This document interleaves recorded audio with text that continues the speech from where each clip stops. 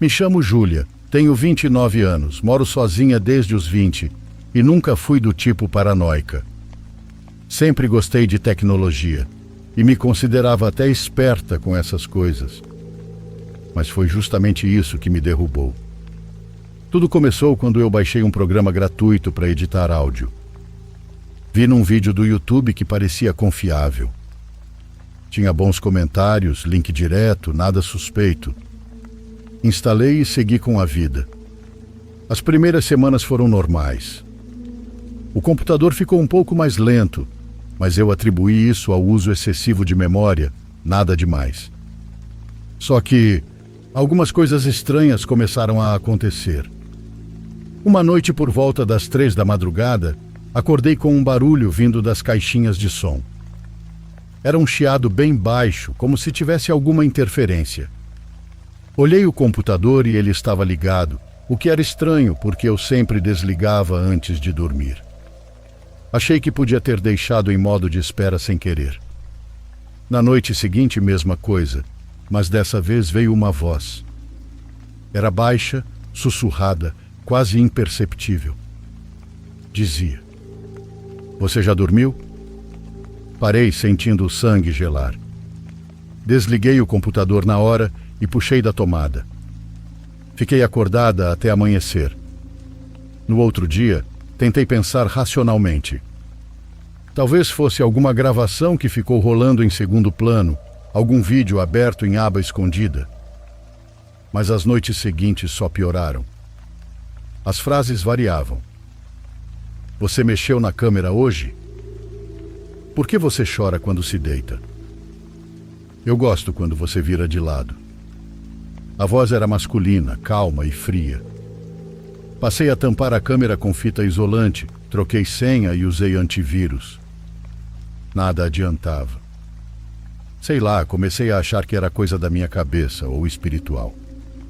Fui criada em família religiosa, então achei que podia ser algum tipo de opressão, algo invisível. Chamei uma amiga para orar comigo. Chorando, contei tudo. Ela tentou me acalmar, mas não durou muito. Uns 3 dias depois, ela voltou na minha casa com um amigo. Ele começou a investigar o meu notebook e ficou umas 3 horas nele, em silêncio. No fim, me mostrou um print. Tinha um programa oculto rodando por trás do sistema. Tipo um espelho do meu sistema operacional que permitia controle remoto total. Acesso à câmera, ao microfone, aos arquivos, tudo. E o mais assustador é que a pessoa do outro lado me ouvia e me via. Ele falava comigo ao vivo. Entrei em choque. O rapaz disse que provavelmente entrou pelo programa de edição de áudio que eu tinha baixado. Apaguei tudo e troquei de equipamento. Hoje em dia tenho muito mais cuidado e, mesmo assim, às vezes ainda durmo com medo. Porque a pior parte não foi saber que me invadiram, foi saber que durante quase um mês inteiro alguém me vigiou todos os dias.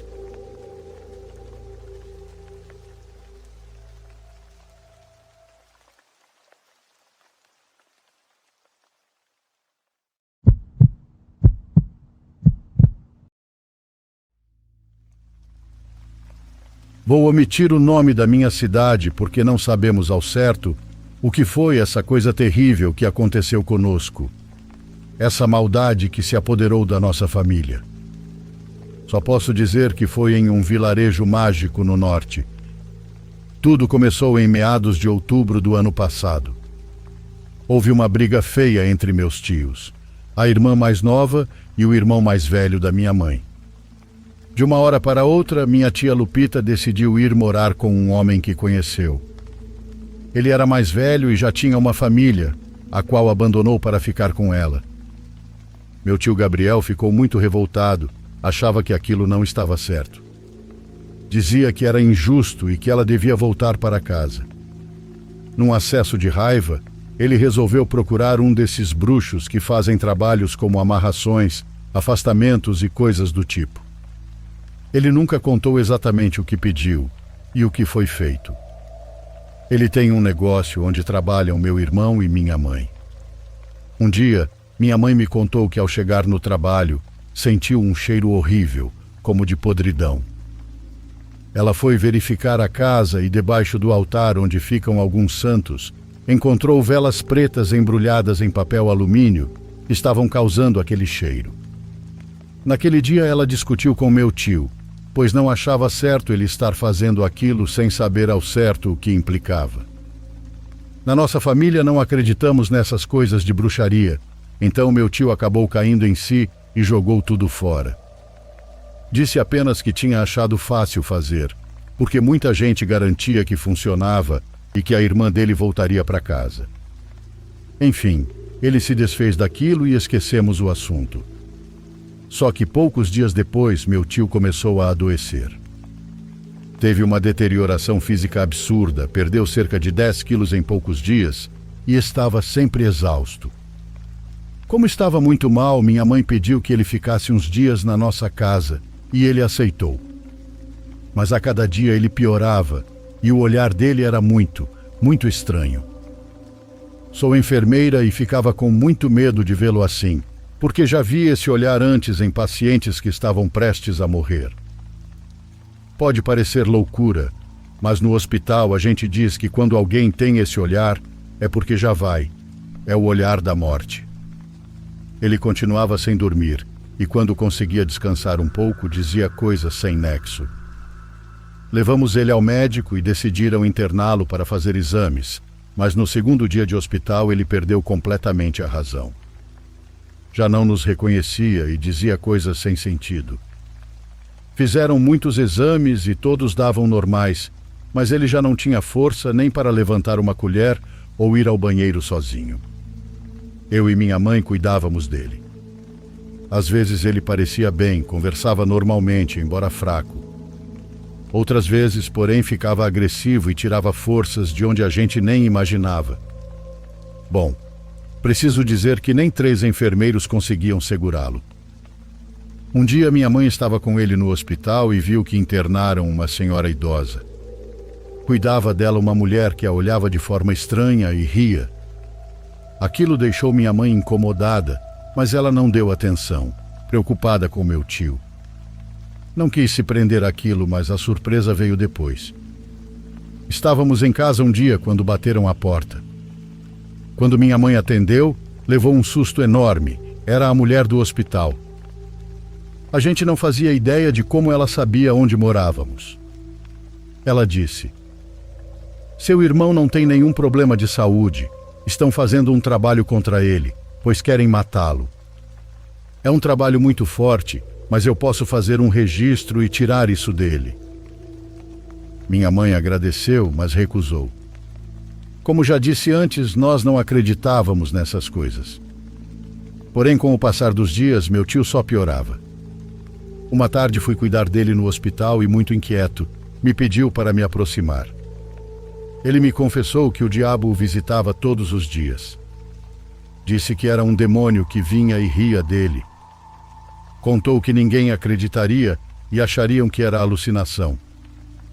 Falou também de uma menina com muitos olhos no rosto que se aproximava para tocá-lo e que, quando tocava, ele sentia como se ela entrasse por baixo da pele.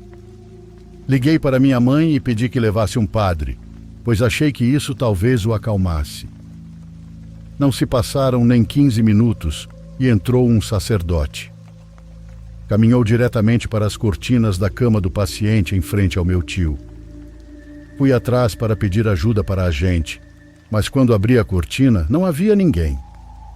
Fiquei apavorada, porque eu o tinha visto entrar com meus próprios olhos. Não havia como ele ter saído sem que eu percebesse. Tive medo de que as alucinações estivessem começando a me atingir também. Contei para minha mãe e ela disse que já tinha falado com o padre da igreja do bairro, que ele viria assim que possível, pois estava com várias missas. Naquela noite, meu irmão foi ao negócio do meu tio buscar algumas coisas. Voltou pálido, tremendo e apavorado. Disse que ao entrar viu uma sombra passando. Tentou ignorar, achando que estava sugestionado, mas ao sair uma voz de homem muito grave, como saída de um filme de terror, gritou de dentro: "Ei!" Ele virou e o que viu o deixou sem fôlego. Uma figura encapuzada com o rosto coberto. Na hora pensou que estivesse flutuando, mas aos poucos no escuro conseguiu ver que estava em pé sobre um monte de ratos. Ratos e baratas que não paravam de se mover e formavam algo demoníaco. Só assim ele conseguiu descrever. Ele não sabe como saiu correndo, mas chegou em casa em crise. Se eu não tivesse visto o estado em que ele chegou, eu não acreditaria no que ele contou que viu naquela noite. Depois disso, começamos a dar crédito ao que a mulher do hospital tinha dito. Outras cuidadoras de pacientes no hospital nos contaram que de madrugada viram 2 vezes uma menina se aproximando do meu tio. Uma menina que ninguém sabia de onde vinha ou para onde ia quando tentavam procurá-la. Começamos a fazer orações junto a ele todos os dias, e isso parecia acalmá-lo. Ele ficou quase 1 mês internado. Continuavam fazendo exames, mas ninguém sabia o que ele tinha. No dia 12 de dezembro, os médicos nos pediram que fôssemos nos despedir, pois disseram que ele não passaria da noite. Então meu pai chegou rápido com o padre do bairro para lhe dar os santos óleos. No caminho contou tudo ao padre. O padre ficou bastante tempo com ele e depois nos disse: "Ele não vai morrer. Esse mal que estava matando ele vai embora, pois nada é mais poderoso que Deus. Tenham fé e nunca deixem o mal fazer vocês duvidarem, nem por um instante."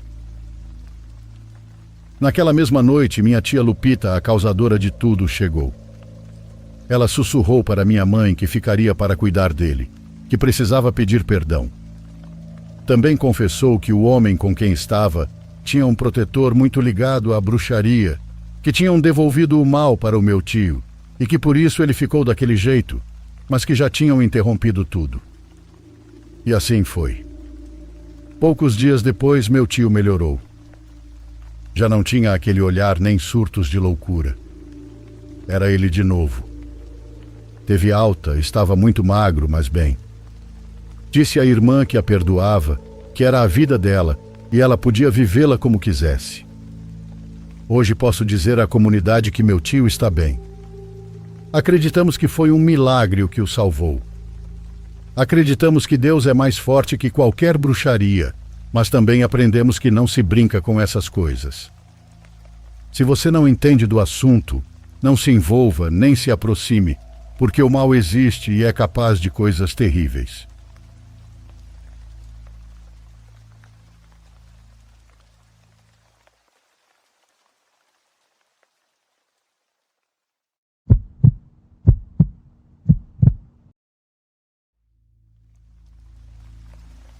Há aproximadamente 4 anos, eu costumava visitar a casa da minha bisavó. Naquela época, ela tinha apenas 85 anos. A casa era muito aconchegante e lembro que sempre jogávamos cartas e apostávamos qualquer bobagem. Um dia não muito diferente dos outros, como sempre peguei as cartas e as fichas para jogar pôquer. Mas dessa vez quem propôs a aposta foi ela. Ela me disse: "Que tal se desta vez a gente apostar quanto tempo me resta de vida?" Na verdade, achei uma proposta estranha e macabra. Fiquei pensando naquilo, mas supus que era só mais uma de suas brincadeiras, outra aposta sem importância. Ela apostou que lhe restavam 2 semanas. Eu disse que ela ainda tinha mais 4 anos, pelo menos, e que apostaria $5 nisso. Mas ela me olhou séria e disse: "Filho, se eu ganhar a aposta, vou vir te visitar." Depois dessa aposta tão estranha, jogamos normalmente e mais tarde fui para casa. Quando cheguei, contei para a minha mãe o que a minha bisavó tinha dito. Ela riu e isso me deixou mais tranquilo. Pensar que era só uma brincadeira e que todos também viam assim me aliviou. Mas 1 semana depois daquela noite, diagnosticaram minha bisavó com câncer. Um câncer que já avançava silenciosamente pelo corpo dela há muito tempo. Na 2ª semana, ela faleceu. Naquela noite, depois de receber a notícia, senti algo muito estranho no meu quarto. Parecia haver uma espécie de névoa que podia ser sentida, e que fazia tudo parecer embaçado. Entre tantas coisas que aconteceram naquele dia, a visita de parentes e amigos, o cansaço e a tristeza, a verdade é que eu tinha esquecido completamente da aposta que havíamos feito. Só sei que estava difícil dormir. Era mais ou menos 2 da manhã, no meio de uma escuridão profunda, quando ouvi alguém entrar no meu quarto. Percebi porque o piso era de madeira e ele rangia quando alguém caminhava. Pensei que fosse meu irmão procurando alguma coisa, mas havia algo estranho. O quarto começou a se encher com um perfume muito peculiar. Era muito parecido com o perfume que minha bisavó costumava usar. Paralisado de medo, eu não consegui me mexer. E então senti como se alguém estivesse se sentando na ponta da minha cama. Assim que senti aquele peso, uma sensação estranha percorreu meu corpo, e ficou ainda pior quando aquela coisa começou a sussurrar uma música. Sim, era uma música que minha bisavó costumava cantar. Não sei quanto tempo passou, mas foi muito, até que senti aquilo se levantando da cama. Ouvi novamente os passos, o ranger do chão, mas agora se aproximando. Eu não conseguia ver nada, a escuridão era total, mas eu sentia uma presença humana. Sentia como se alguém estivesse me encarando a poucos centímetros de distância.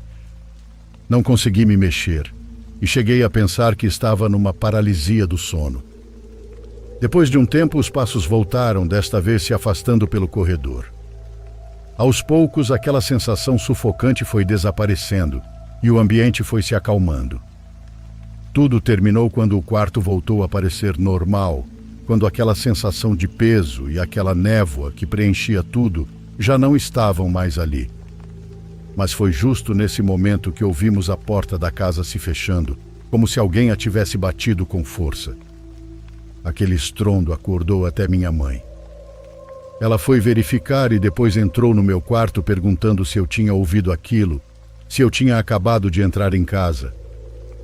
Eu não sabia o que falar, então apenas disse que não tinha me levantado, mas que eu também tinha ouvido a porta e que achava que alguém tinha saído. Não esperava que ela acreditasse, então sinceramente não sei o que ela pensou sobre isso. Até hoje essa história, essa aposta tão estranha e a forma como ela se cumpriu, nunca foi contada a ninguém.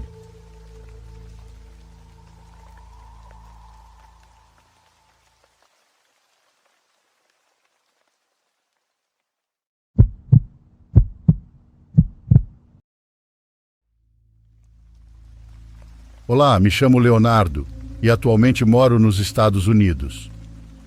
Há pouco tempo comecei a ouvir as histórias de vocês e, embora sempre tenha sido cético com esses temas, acabei lembrando de certas experiências que vivi e que nunca encontrei uma explicação. Recentemente nos mudamos para uma casa com um jardim muito grande, mas essa história começou antes, quando ainda morávamos em uns apartamentos pequenos. Minha mãe sempre foi muito supersticiosa, ainda mais após tomar a ayahuasca, uma bebida que, segundo ela, permitiu que visse sua vida passada. Desde então, sua fé no espiritual se intensificou. Meu pai, por outro lado, é o completo oposto, cético, fechado e não gosta de falar sobre essas coisas. Certa vez, uma tia deu de presente para minha mãe um duende de enfeite. Era pequeno, com o rosto sorridente, roupa verde escura e um chapéu pontudo. Minha mãe pediu para mim e para minhas irmãs que o tratássemos como se fosse mais um membro da família.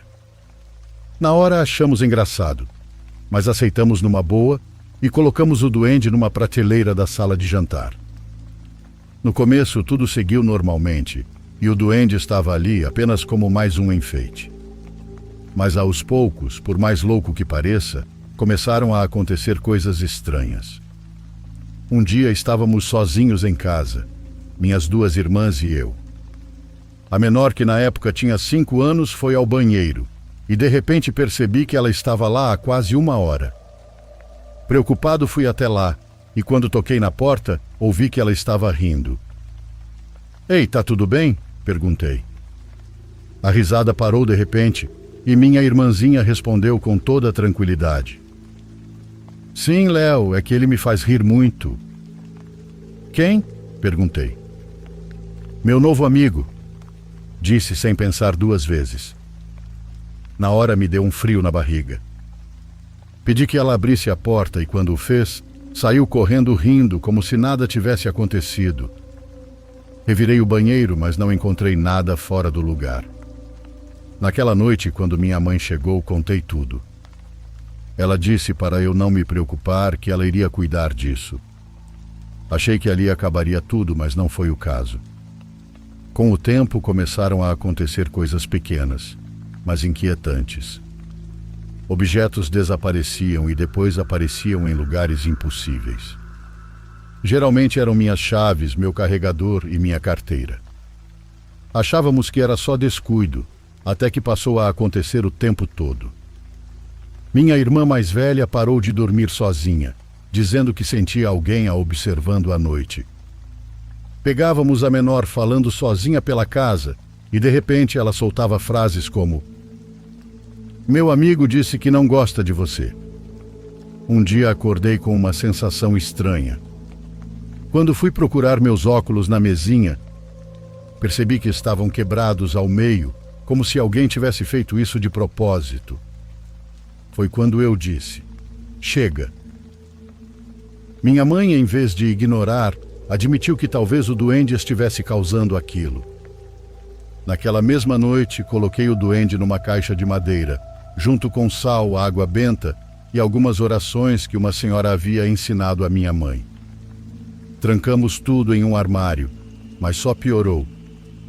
Naquela mesma semana começaram os ruídos.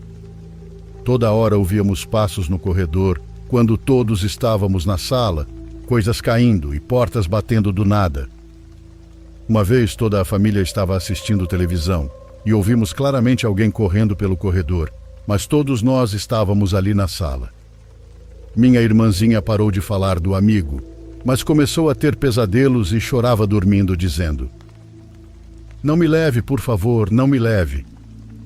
Certa noite, enquanto meu pai dormia, ele, que sempre foi o mais cético, acordou gritando porque alguém havia sussurrado no ouvido dele. Foi a primeira vez que ele admitiu que algo estava muito errado.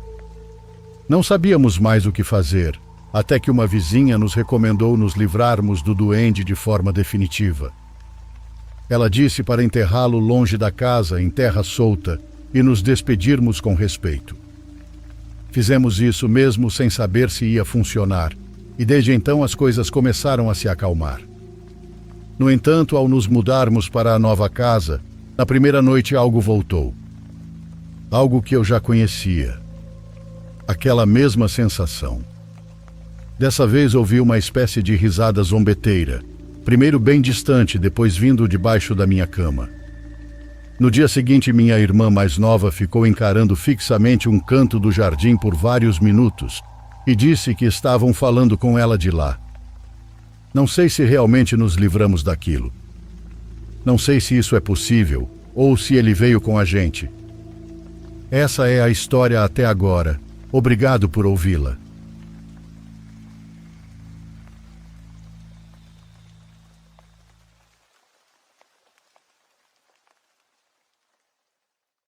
Por favor, curta e se inscreva se você estiver gostando. Agora continuamos.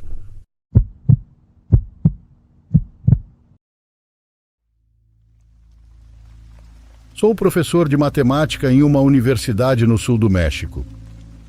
Espero que compreendam o motivo de não revelar meu verdadeiro nome, nem a instituição. Digo isso pois no meio acadêmico muitas vezes existe um certo preconceito com o tema do paranormal e não gostaria que as autoridades universitárias questionassem minha profissionalidade.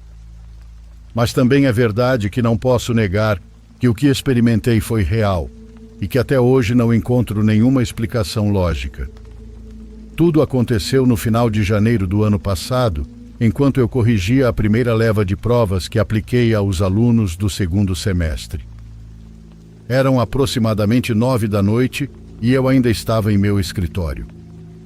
Lá tenho todo o conforto para trabalhar, como um quadro branco, algumas estantes para guardar os livros com os quais trabalho alguns arquivos, minha escrivaninha e, com o tempo, até me dei ao luxo de decorá-lo ao meu gosto.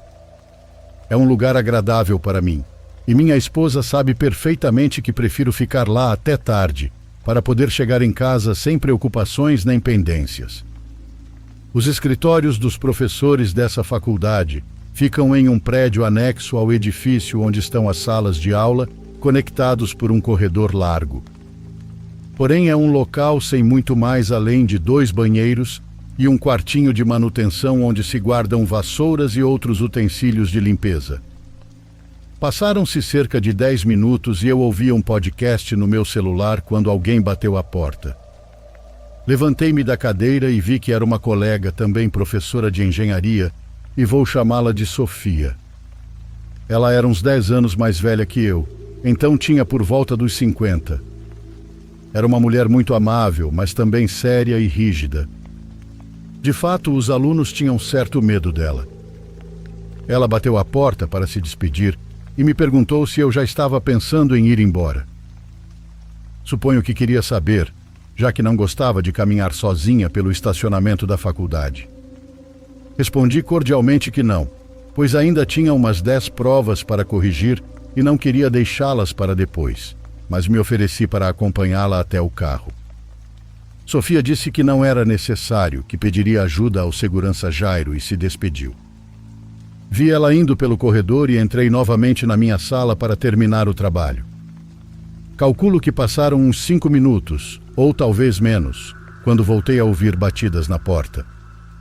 A porta do meu escritório não tem janela. É de madeira grossa, com uma maçaneta simples com trava por dentro. Atrás de mim há uma janela que dá para o estacionamento, que sempre mantenho trancada. Levantei-me, pensando que talvez fosse a Sofia, que não conseguiu encontrar o Jairo, e fui abrir para acompanhá-la. Mas quando puxei a porta e saí, não vi ninguém. Estiquei a cabeça e olhei para ambos os lados do corredor, mas também não vi quem havia batido. Havia apenas as portas dos demais escritórios de professores e um silêncio profundo que me arrepiou. Eu não era supersticioso, nem acreditava em fantasmas, mas naquele momento sentia um frio diferente do de uma noite comum. Respirei fundo e fechei a porta segundos depois, trancando-a. Olhei pela janela pensando que talvez fosse uma brincadeira da Sofia, como se isso fosse possível vindo de uma professora tão séria. Mas não, o carro dela já não estava mais no estacionamento. Apenas o meu e outros 2, que pertenciam a professores da faculdade de Direito. Passaram alguns segundos quando uma nova batida na porta me fez saltar no lugar e virar lentamente para a porta. Não eram batidas fortes, eram batidinhas fracas, como as que meus alunos dão quando não querem incomodar ou têm vergonha de vir até meu escritório pedir ajuda. Por isso pensei dessa vez na possibilidade de um aluno atrasado que estava na biblioteca ter vindo me procurar e, por indecisão, bateu e foi embora, assumindo que eu o rejeitaria ou algo assim. Sim, na hora soava tão absurdo quanto agora, escrevendo isso, mas era o único cenário que me ocorria. Aproximei-me da porta novamente e abri com confiança, sorrindo. Mas de novo, silêncio, solidão e um frio que atravessava meu peito foram as únicas coisas que encontrei do outro lado. Mais uma vez estiquei a cabeça pelo corredor, mas dessa vez cumprimentei. Lembro que disse: "Olá, pode entrar se quiser. Precisa de ajuda. Onde você se meteu?" De novo, silêncio total. Nem mesmo uma risadinha espontânea que denunciasse aquilo como uma brincadeira de alunos imaturos. Fiquei alguns segundos parado na soleira da porta, esperando que alguém aparecesse no corredor, talvez saindo dos banheiros lá no fundo, mas isso nunca aconteceu. Respirei fundo e recuei, esperando a qualquer momento ouvir passos no corredor, mas não houve nenhum ruído até que uma batida na porta me alertou. Abri imediatamente esperando ver alguém com cara de surpreso, mas não havia ninguém atrás da porta, e dessa vez o frio que senti se multiplicou. Avancei com medo até a frente, olhando ao redor, procurando em todas as direções por alguém que simplesmente não estava ali. Me aventurei até a metade do corredor. pensando que talvez estivessem escondidos em algum ponto cego que eu desconhecia completamente. No entanto, não vi nada, antes que a porta do meu escritório se fechasse repentinamente à minha frente. Era impossível que alguém tivesse me surpreendido, e era impossível que uma corrente de vento tivesse fechado a porta. Mas lá estava eu, do lado de fora do meu escritório, sem saber o que havia entrado enquanto eu saía. Corri até minha porta, tentei abri-la, mas estava trancada. Com falta de ar, procurei minhas chaves e, com as mãos tremendo, fiz um esforço para conter o ataque de pânico que começava a crescer enquanto encaixava a chave na fechadura. Durante todo o tempo, ouvi alguém batendo na porta, por dentro. Finalmente, girei a chave e empurrei a porta com força, pronto para xingar quem quer que fosse o autor daquela brincadeira pesada. Mas não tinha ninguém. Embora o corredor e meu escritório estivessem bem iluminados, nunca antes nem depois senti aquele lugar tão escuro. Revirei cada cantinho do meu escritório, mas não havia como alguém estar escondido ali dentro. E a janela continuava trancada por dentro, então ninguém poderia ter saído e trancado por fora. Me senti muito mal, então imediatamente peguei todas as provas que faltavam corrigir, minha pasta, e saí correndo daquele lugar. Até hoje não consegui encontrar uma explicação para o que vivi, e levei muitas semanas para me habituar novamente ao meu escritório. Ele havia se tornado um lugar estranho para mim, e a ideia de ficar ali à noite para trabalhar começou a me incomodar. Felizmente tenho uma esposa compreensiva e amorosa. Ela ouviu minha história com atenção e, ao contrário de mim, atribuiu imediatamente o ocorrido a algum espectro passageiro que cruzou meu caminho e decidiu se comunicar daquela forma. Explicou que provavelmente não voltaria a acontecer, mas que se me ajudasse poderíamos fazer chamadas de vídeo enquanto eu trabalhava para que eu não me sentisse tão sozinho. Funcionou de verdade e pouco a pouco consegui voltar ao meu local favorito de trabalho. Inclusive virou um hábito agradável para nós dois fazermos chamadas de vídeo e nos acompanharmos enquanto cumprimos nossas tarefas. Ela tinha razão. Aquele evento nunca mais se repetiu durante todo esse tempo. E espero que continue assim por todos os anos em que pretendo dar aula nessa universidade.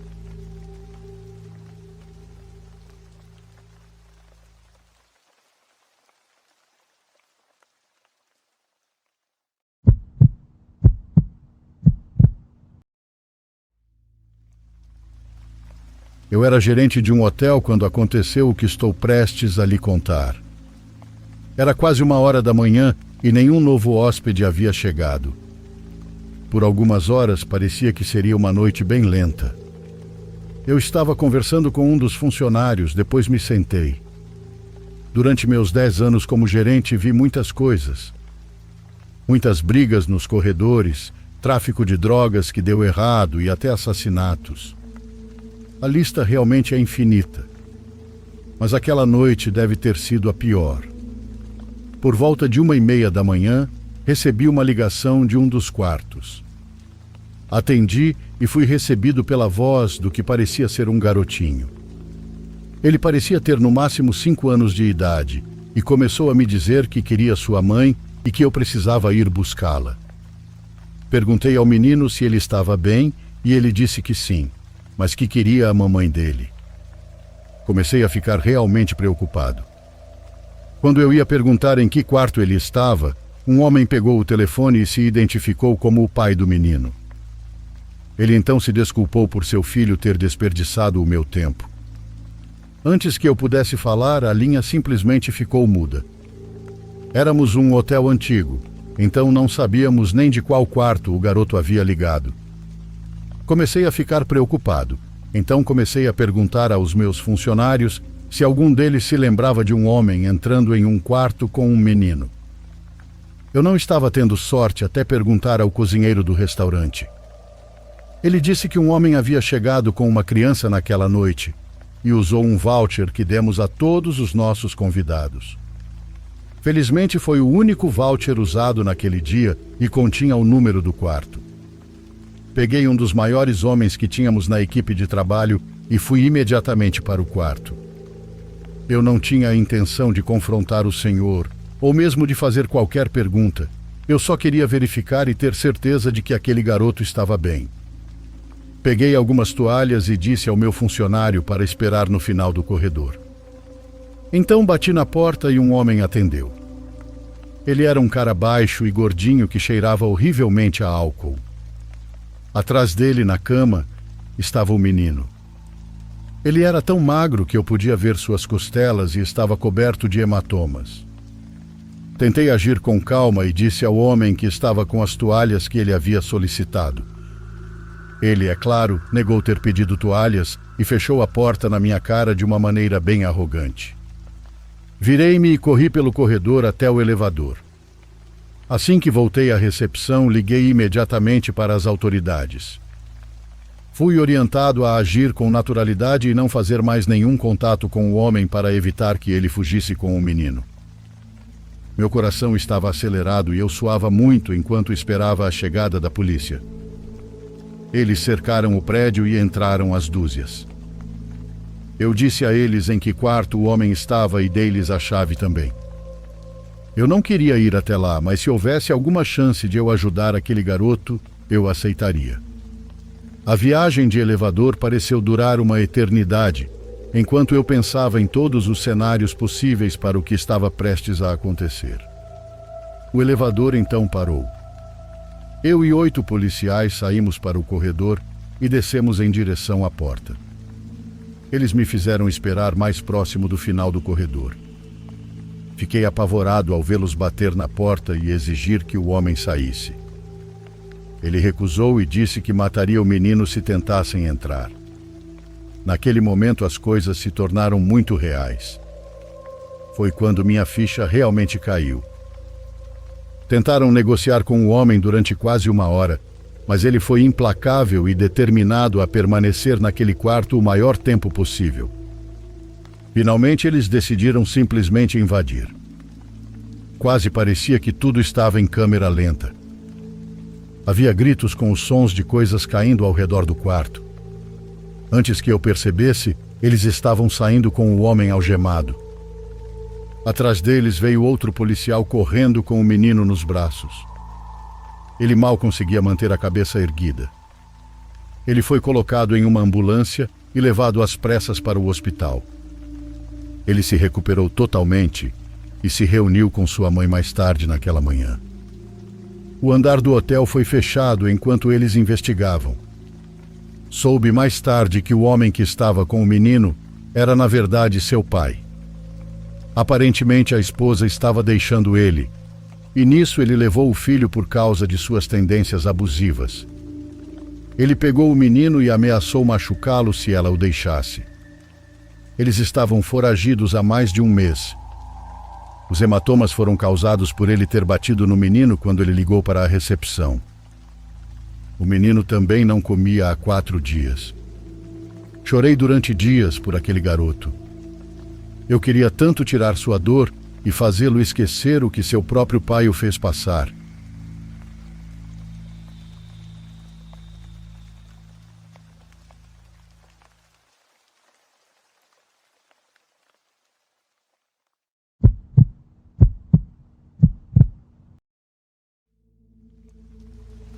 Sou o Luiz. Tenho 22 anos e trabalho em um McDonald's aqui nos Estados Unidos. Para ser sincero, esse não é o trabalho dos meus sonhos, mas não é tão ruim assim. Aqui acontecem algumas situações frustrantes, embora pequenas, como clientes que pedem mudanças no pedido na última hora, crianças correndo por toda parte e o clássico estresse dos turnos noturnos. No entanto, houve uma experiência em particular que vivi e da qual não consigo parar de pensar. É algo que até hoje me deixa muito perturbado. Isso aconteceu há alguns meses, em um desses turnos tranquilos que de repente ficam pesados porque já é tarde e tudo o que você quer é ir para casa. Eu estava encarregado de limpar a área de jogos, aquela com os escorregadores, túneis e a piscina de bolinhas. Era tarde e normalmente nessa hora já não há muitas crianças, pois as famílias começam a ir embora. Porém, naquele dia, ainda havia algumas por lá. Sei que chegou uma senhora com 3 crianças, 2 meninas e um menino. Não eram muito grandes.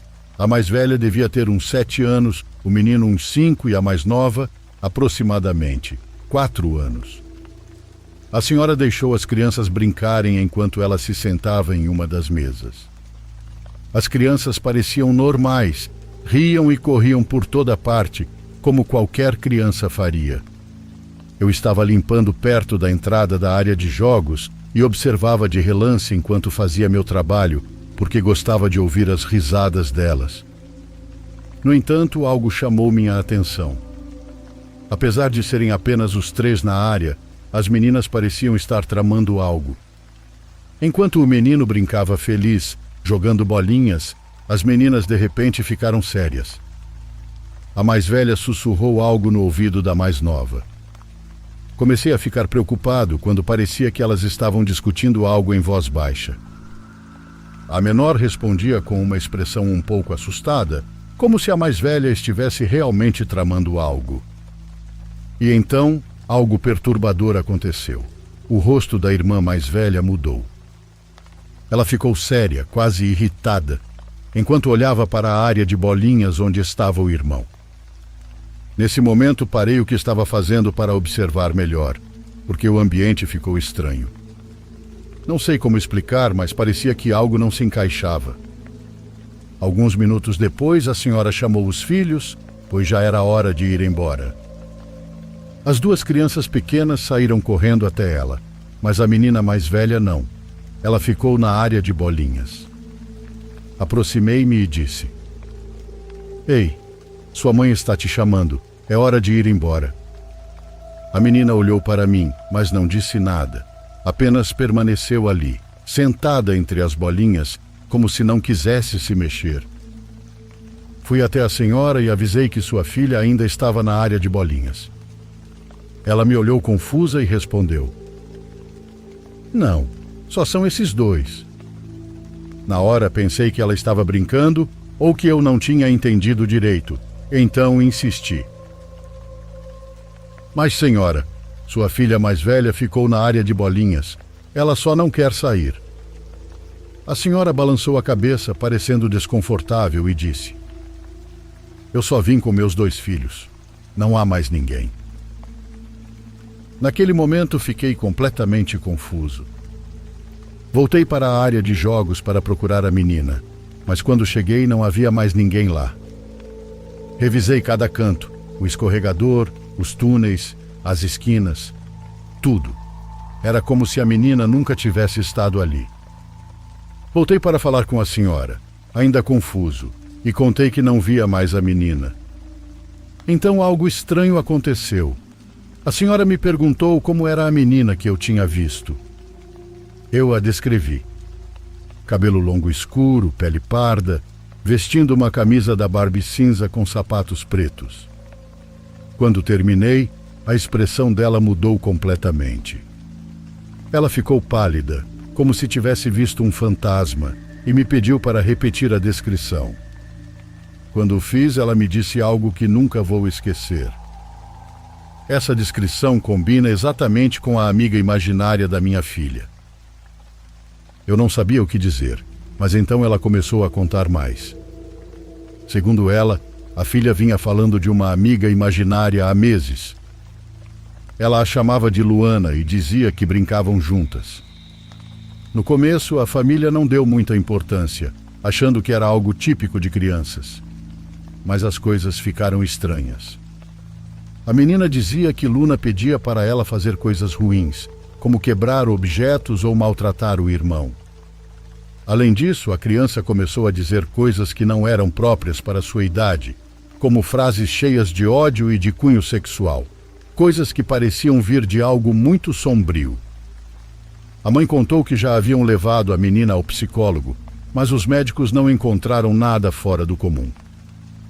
Quando descrevi a menina e a mãe reagiu daquela forma, percebi que algo realmente estranho estava acontecendo. Desde essa noite não consigo deixar de pensar no que aconteceu.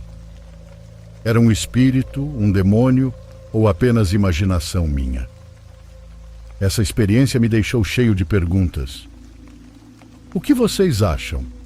Essas coisas podem realmente acontecer? Alguma entidade pode seguir uma criança, fingindo ser um amigo imaginário?